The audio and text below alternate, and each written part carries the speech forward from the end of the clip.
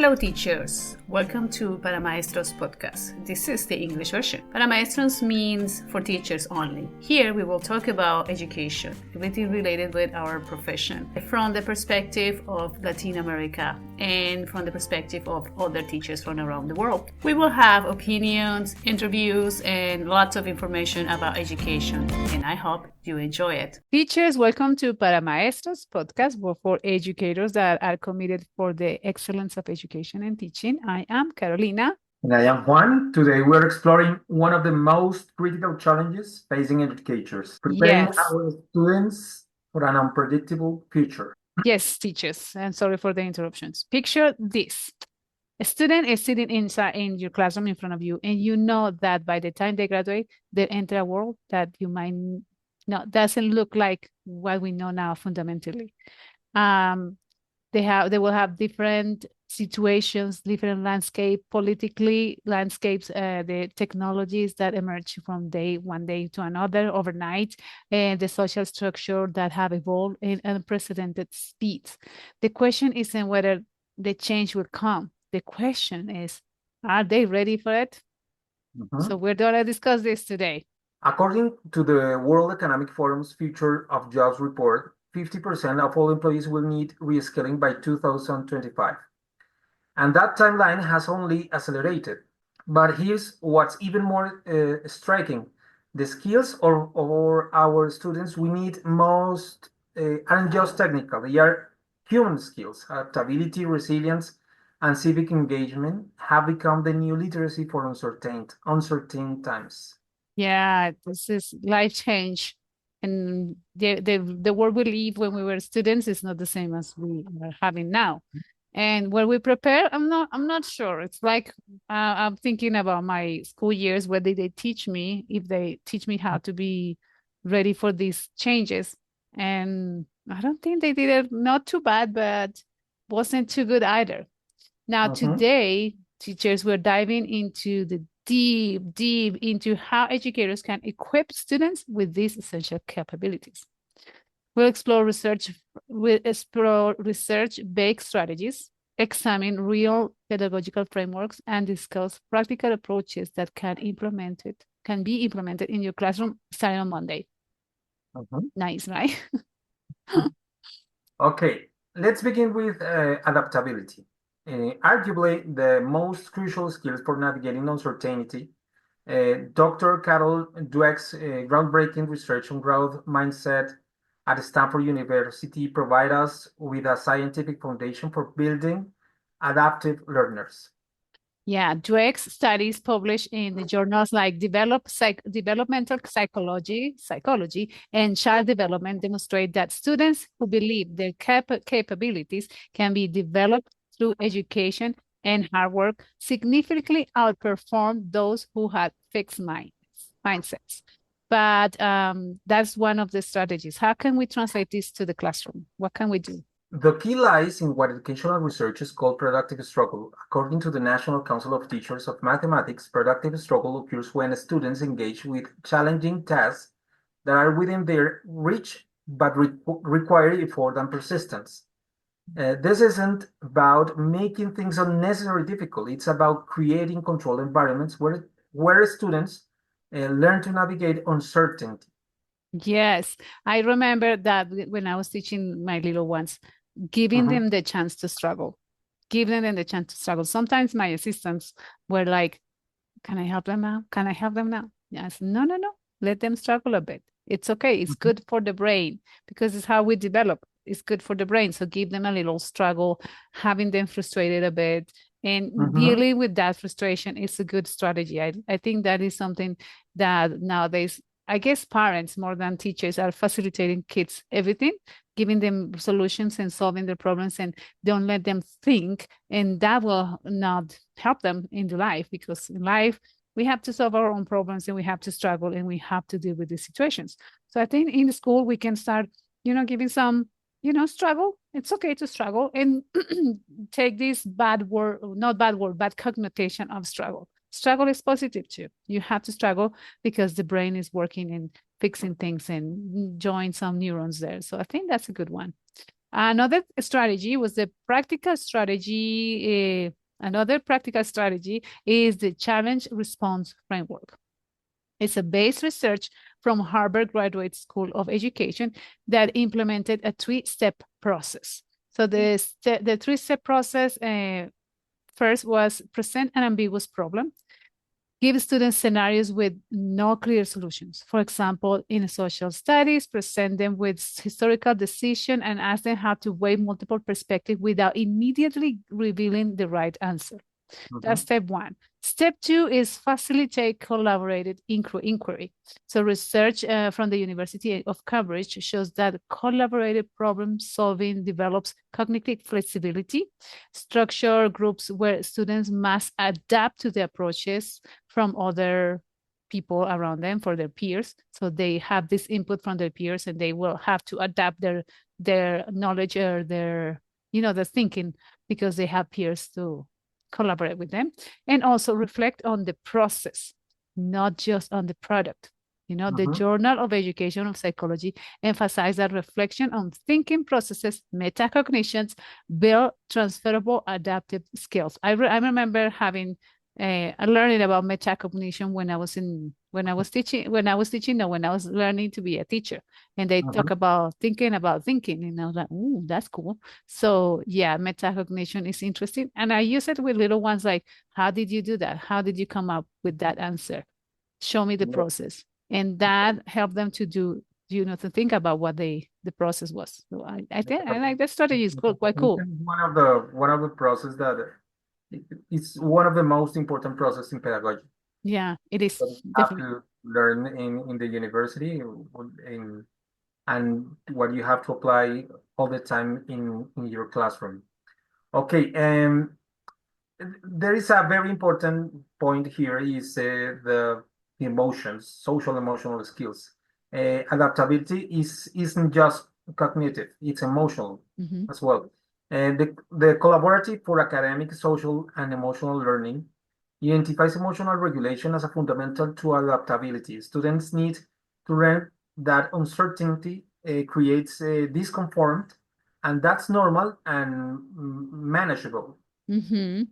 Yes, I know. I thought I've read it or I saw it somewhere that the brain it doesn't go well with uncertainty. So the brain always look for certain things. And when you have uncertainty in the classroom, you will have kids that are anxious. They will be anxious and, insecure what they happen. So you have to be balanced between giving some sort of uncertainty, maybe in solving problems and something things, and some safety net where they can come to and relax and, manage their anxiety. So especially with young children, having them in an unstructured schools or unstructured classroom will be a lot of chaos because they don't know how to manage it. So I think first teaching them how to manage uncertainty and then provide these circumstances where they have to apply these skills. I think that's important. Another thing is resilience, and to academic rigor. So now we have to talk about resilience because I think the world is changing every day. And so we have to be kind of resilient. So let's turn to this. And the American Psychological Association defined resilience as the process of adapting well in the face of adversity, trauma, tragedy, threats, or significant sources of stress. In educational context, we are talking about academic resilience, the ability to persist through intellectual challenges and setbacks. But resilience is a little more than that. It's something that the brain learn how to manage around certain situations. And lots of kids have to be resilient now. And I think it's an actual ability that is not common. It's difficult to be resilient. I think you have to be in adverse. I think that's why in Latin America we're so resilient because our situation is very adverse and we have so many changes and things and situations that we learn how to deal with it somehow, but it's not conscious learning. It's not like, oh, Yes. I learned how to be resilient. No, no, no. You have to leave certain situations. So, and you have to manage to go around them and face these situations. So you became resilient. But it's not like as they taught us how to be resilient, right? But my point is that resilience is not easy It is. to get as a as an ability. No, definitely It's not. very difficult. It's a really Mhm. it's very difficult even for adults. For adult. Yeah, definitely. We don't. For We need to be conscious, I guess. and teach to our students, it becomes even more difficult when you, as a teacher, you are not a A resilient resilient. person. Oh, So yeah. you have to, it's that Some it's just those abilities that you have to you have to be you have to embody the ability. You have to show the ability. It's not ex just in a cognitive way. It's part of the example that you provide to your students. Yeah, and something that just come up to my mind is like we didn't hear resilience. That word for me is kind of new. Like, it's not like a, oh, we hear when I was at school, I hear resilient. When I was at the university, I hear resilient. No, I thought actually it's like a new word. I think I'm gonna find out when it came up or who brought this word to life because I don't remember listening or hearing this word for many years up to now, recently, Mhm. actually, say 10 years maybe. So interesting. That's interesting. Yeah, very interesting. Okay, Dr. Martin Seligman's research at the University of Pennsylvania on learned optimism, yes, provides educational crucial insights. Mhm.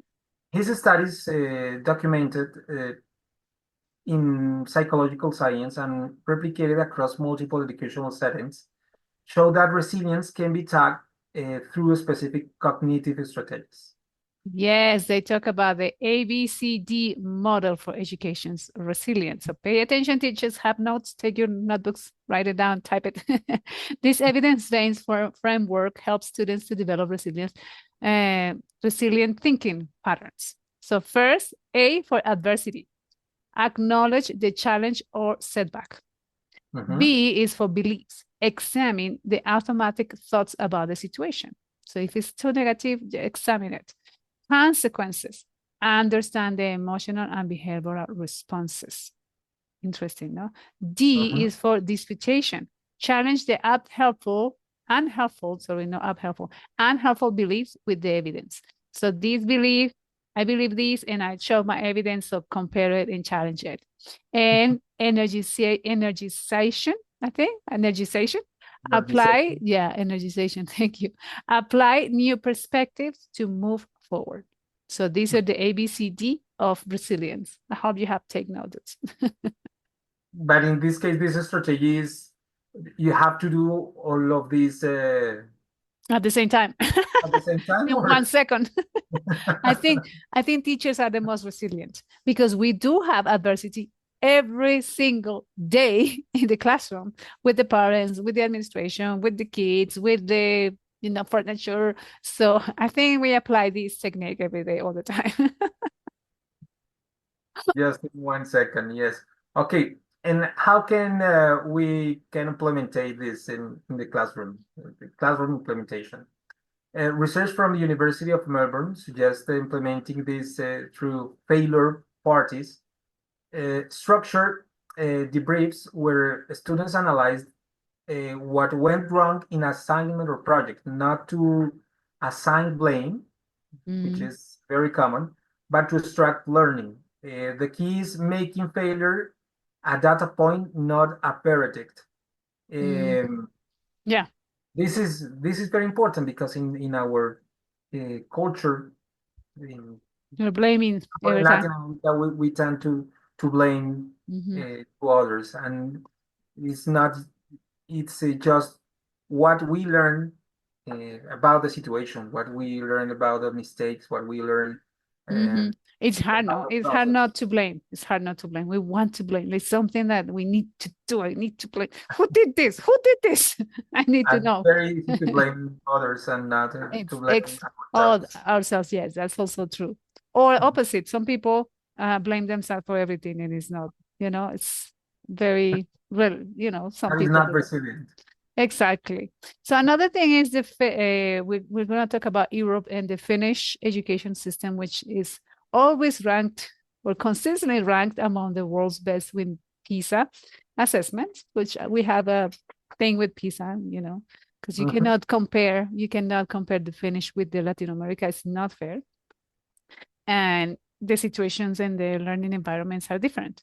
So it's something that I think that you have to be comparing PISA with Latin America. It's something unfair for me. That's my point of view.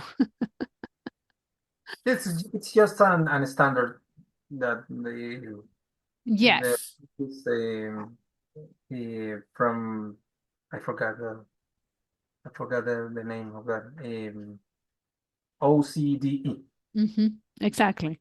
just to follow. It's Hmm. just a standard, but it's true that it's unfair to compare uh, Sweden with Colombia. Exactly. Yeah. So they don't have the same situations, and socially and investment in education is different. So, Mhm. but we have to learn something from them because they do things right. So they have good results. So one of this is the Finnish educators emphasize that they call what they call the phenomenon-based learning. So what they do is they say real problems. Okay, so real issues in the world. They don't have simple solutions for it. So this approach is documented in the Finnish National Agency for Education to build resilience and normalizing complexity and ambiguity. So they do this. Students, they work on real problems in Mhm. in the world and discuss it and give maybe some sort of solutions to it. So that sounds interesting. Very interesting, yes. Okay, practical strategy, the resilience portfolio, Mhm. based on research from the Institute of Education Science, have students maintain ongoing documentation of challenges they have overcome, Mhm. strategies that worked and didn't work, growth they have observed in themselves, questions that led new understanding.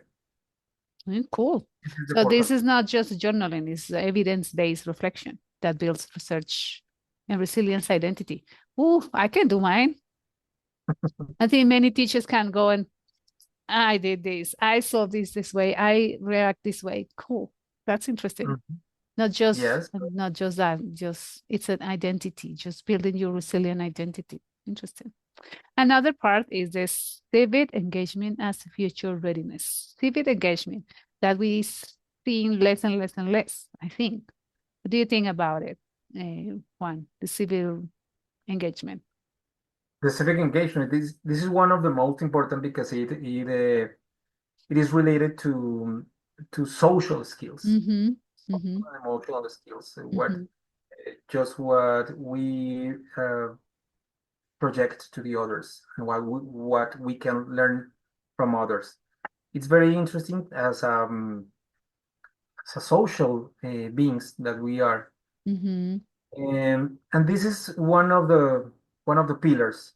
The Center of Information and Research on Civic Learning and Engagement at Tufts University has conducted extensive research showing that civic engagement skills, critical thinking about community issues, collaborative problem solving, and respectful dialogue across differences are exactly the skills students need to for any uncertain future.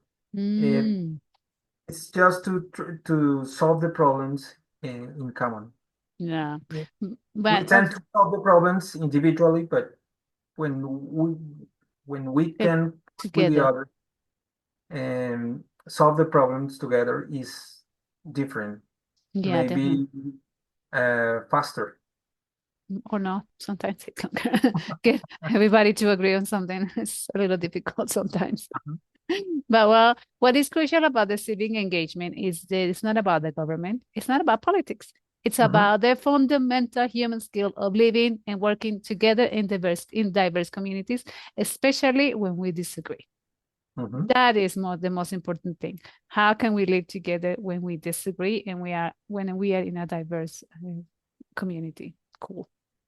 Okay, let's talk about the research foundations. Studies published in the Journal of Democracy and American Educational Research, a journal, consistently show that the students who engage in structured civic learning demonstrate higher levels of critical thinking, just what we were talking about in the previous episodes, better collaborative problem-solving abilities, increased tolerance of ambiguity, and stronger communication skills across differences.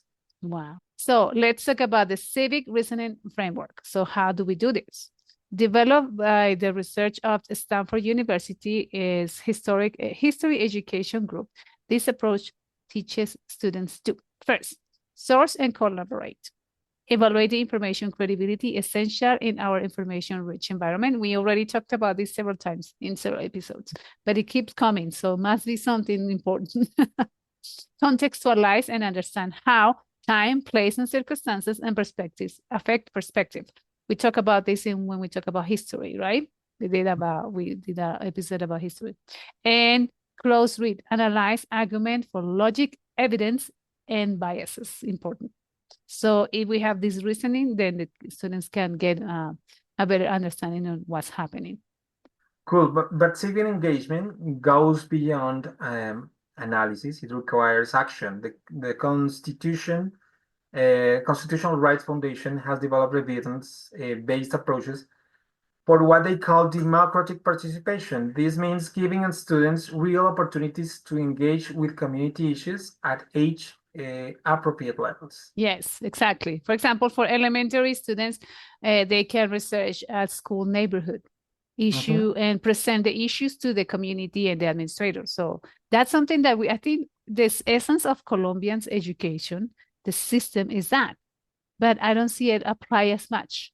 I don't know if it's true, but what I noticed is when we did the PE project educational institutional, institutional education, the base of it is how to help the community, isn't it? That you have to contextualize teachers. In Colombia, when you want to open a school, you have to see the community, see what are the problems in the community, and supposedly solve these problems within the schools. But I don't see it as apply as much as because the document is like this. You know, the project's so thick. You have to write so much things about the community and the situation, and I think that's the base of that education system. But in private schools, I didn't see the schools engaging with the community. I don't know in public schools if they do it or not. It's this document is a foundational document. It's just the education that you are going to provide as a school have to fix with the context, have to respond with about the necessities of the context. And it's just what you have to teach to your students in response to the context and be useful to your people, to your community. Your community. So the base is quite nice. The problem is the application of it. That's the thing that we're missing, because that's the base. When I was starting to be a teacher, I remember to see, so you have to open a school, you have to solve or look at the community and try to solve the problems in the community. And that was great. That's the idea. The school was solving problems besides taking the kids all day or having the kids all day, other problems in the community. But now I don't see it. It's always there, but I don't see the schools applying as much. Or maybe I'm ignorant and I don't know which ones. Maybe they're doing it. Some schools are doing that, but okay. So for middle schools, what can you do? Teachers, you can have students conduct surveys about community concerns and present the findings to the local government. So see you scaling first to the school, then to the local government. In high school, what they can do. In this high school, students can engage in structured policies, analyzing and participate in mock government processes based on real current events.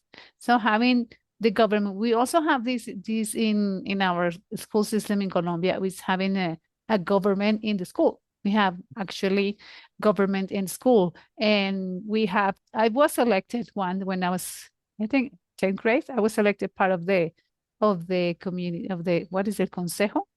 I was one of the consejo. I was elected to be representative of my classroom. I remember that, and there was voting, and there was saying, and this is something that we do since the kids are very little in Colombia. Kids have to vote for the representation, Yes, kids and vote for a representation in his for his classroom, mhm, and there is a president, mhm, is a president for all school. mhm. That And there is like a sort of congress, sort of like they have I remember they have the parents that are representative, the teachers that are representative, the students that are representative, and the administration that are representative. They're supposed to meet and make decisions together.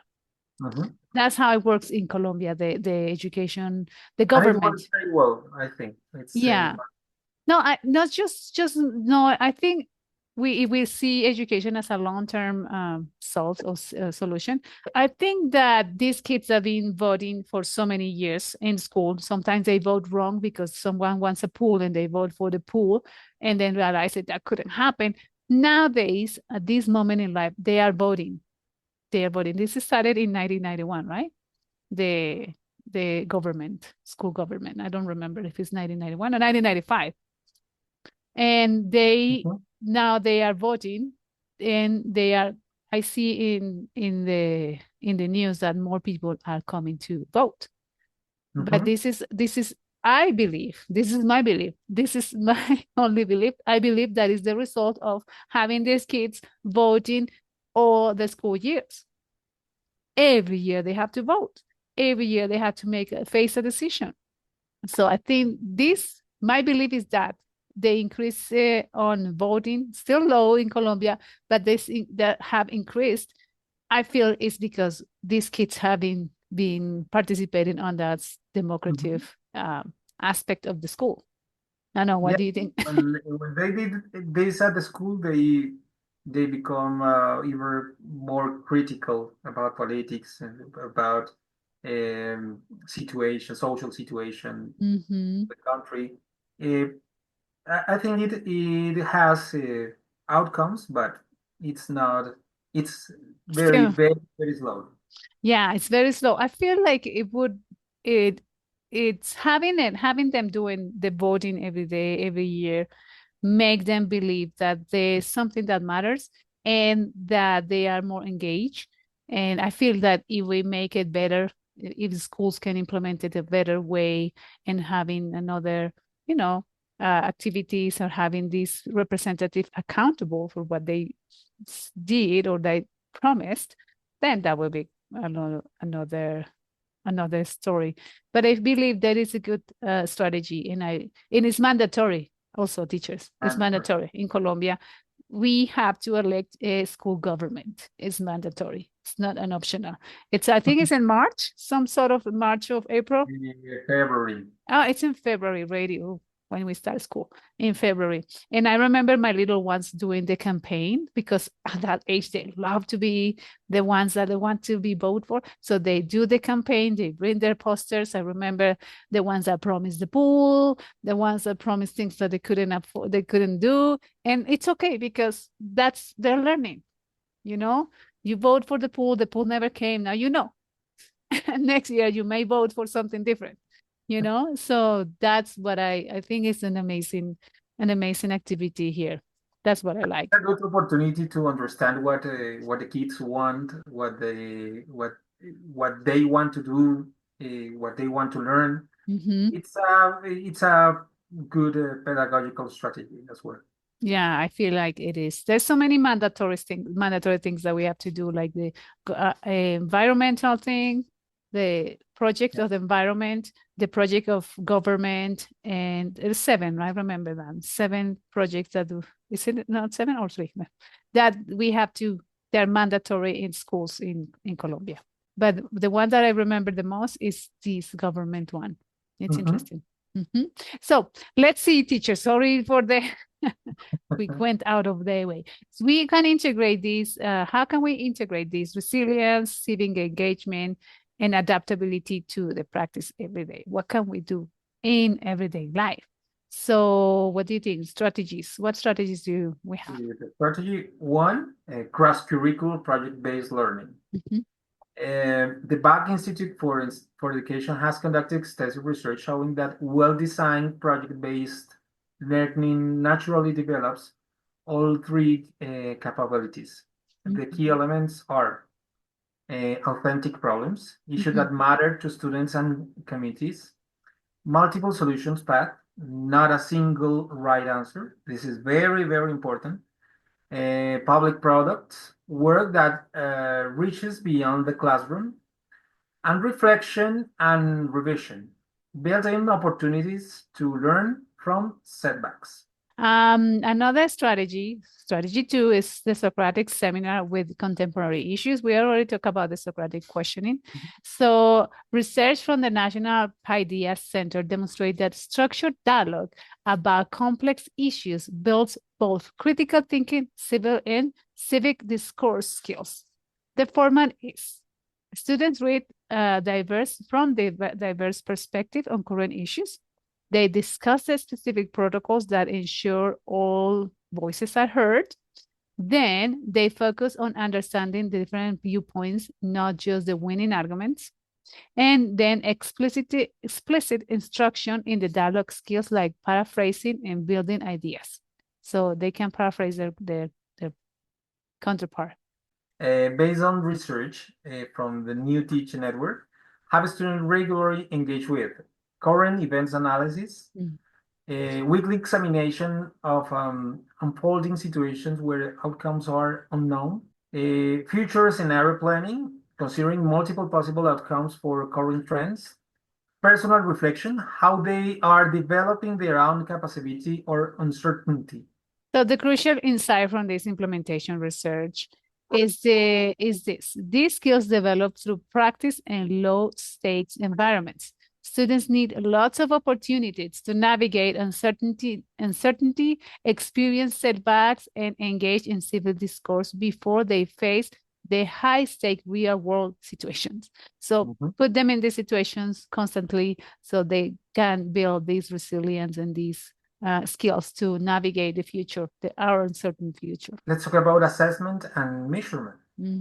How do we do that? How do we know if we are succeeding? Traditional assessment often misses these crucial capabilities. Research from the Harvard Graduate School of Education and the Center of Curriculum redesign points to several evidence-based approaches. So, for example, performance-based assessment, rather than testing knowledge, recall, create assessment where students must adapt their approach based on the new information. See, this assessment will be different.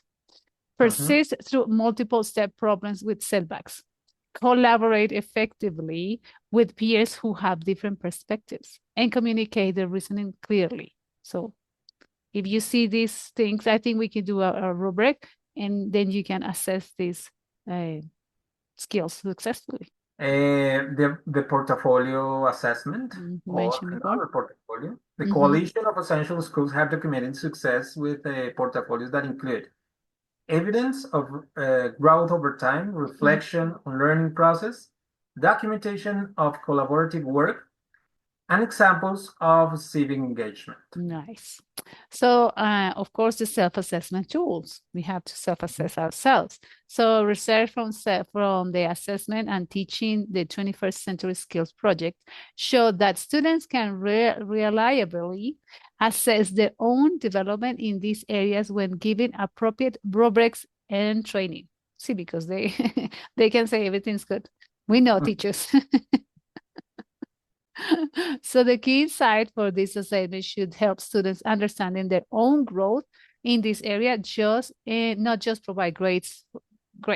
We don't want just provide grades. We need to tell them, have you been better now? So compare themselves with themselves, not with other ones.